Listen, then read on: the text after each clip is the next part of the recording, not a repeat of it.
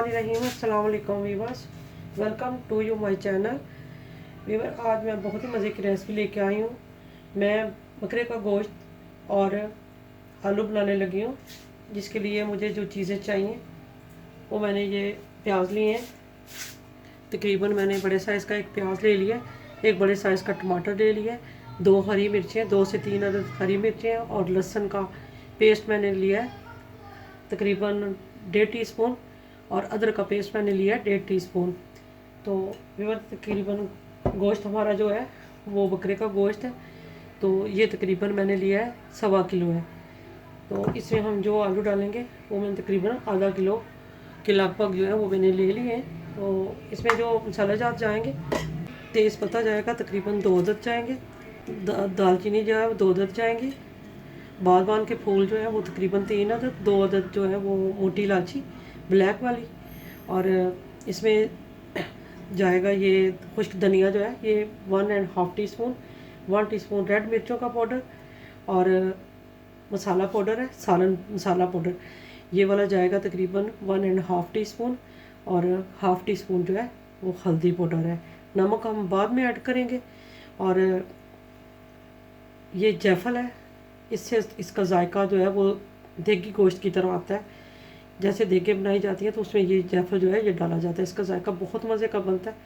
तो आइए viewer start करते हैं, बिस्मिल्लाह करते हैं। तो इसमें व्यूवर मैंने तकरीबन 1.5 कप मैंने ऑयल शामिल कर लिया। इसमें हम डालते हैं पहले प्याज डालते हैं,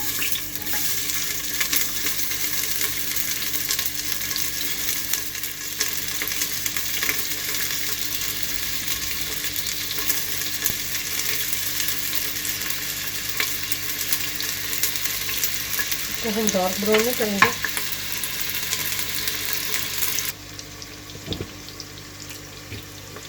तो प्याज हमारे तकरीबन ब्राउन हो गया, हमें इनको ज़्यादा तेज़ नहीं करना है क्योंकि शोरबे का कलर जो है वो ब्लैक हो जाता है। अब इसमें हम गोश्त शामिल कर देंगे। जब तक ये वाइट हो जाता है सारा, तो फिर हम इसमें बाकी मसाला जो है वो डालते हैं। मसाला भी देखते हैं गोश्त हमारा जो है वो वाइट हो गया, यानी कि इस स्टेज पे हमने लहसुन और अदरक का पेस्ट डाल दें, और साथ ही हम हरी मिर्चें भी शामिल कर देंगे, टमाटर भी शामिल कर देंगे। इसको हम 2 से 4 मिनट जो है वो अच्छे से फ्राई करेंगे, और मसाला ताकि इसमें अच्छे से रच जाए।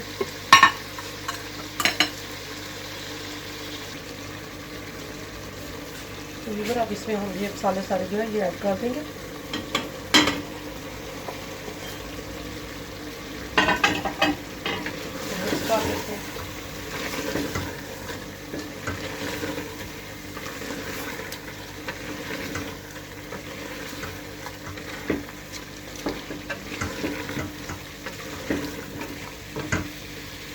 तो लीवर हमने अच्छे से इसकी बुनाई जो है वो कर ली है, मैं नज़दीक करके दिखाती हूँ। तो देखें अच्छे से हमारा मसाला जो है वो मिक्स हो गया।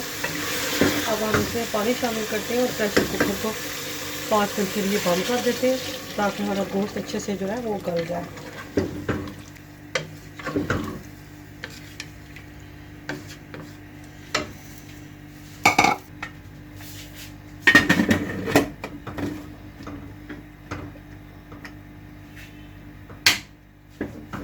तो भी प्रेशर कुकर को खोलते हैं और चेक करते हैं।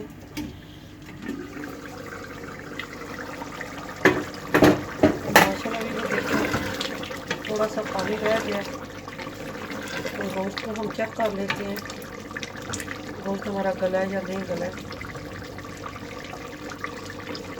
तो देखिए अच्छे से गल गया, ये देख कर देते हैं ताकि इसमें भी अच्छे से मसाला जो है वो मिक्स हो जाए और आलू भी गल जाए इसी पानी में। तो देखिए लीवर इसमें पानी जो है वो ड्राई हो गया। अब इसमें हम जो है वो दही शामिल किया, हमने तकरीबन 2 से 3 टीस्पून जो है वो डाला है। तो अब इसको हम मिक्स करते हैं। थोड़ा ये दही जो है ड्राई होता है तो हम इसमें पानी जो है थोड़ा सा लगा देते हैं। इसमें हम तकरीबन 2 टीस्पून जो है वो चिली सॉस डाल देते हैं और सोया सॉस डालते हैं तकरीबन 1 टीस्पून।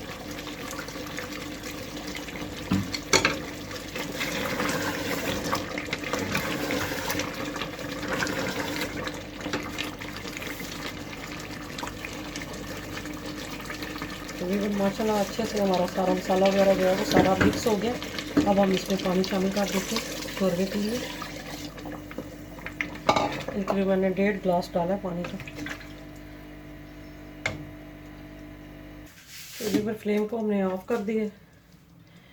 तो अब हम इसमें काली मिर्चों का पाउडर और गरम मसाला जो है वो शामिल कर देंगे। इससे इसका टेस्ट बहुत अच्छा हो जाता है। इसको मिक्स कर लेते हैं और इसमें धनिया शामिल करते हैं।